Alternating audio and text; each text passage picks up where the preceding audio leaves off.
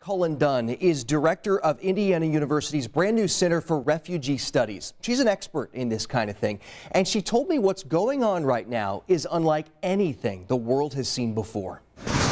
The images, oh, my heart just breaks. Are enough to break anyone's heart. I'm just torn apart by it. And for nearly 2 decades, I haven't gone through these in a long time. Elizabeth Cullen Dunn has been on the ground and seen it up close. Men, women, children literally running for their lives, escaping everything they've ever known. You lose your friends, you lose your community, you lose your house, you lose your favorite coffee mug, you lose your clothes.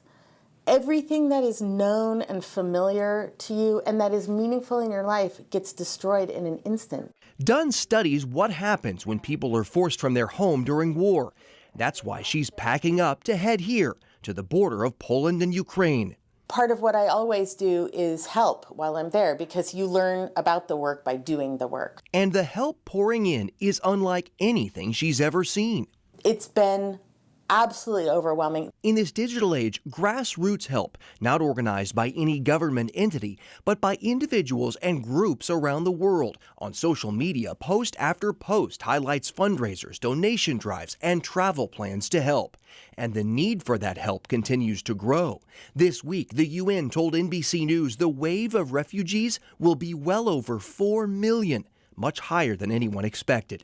It now looks like it was a conservative estimation. Now it looks like there are going to be much more people fleeing the war than we first estimated. Dunn says the immediate need for food, safety, and shelter is being met.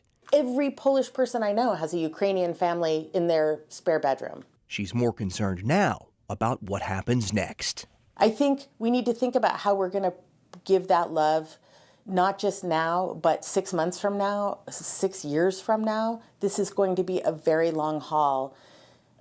Ukraine is being destroyed like Syria was, and people will not go home for a long time.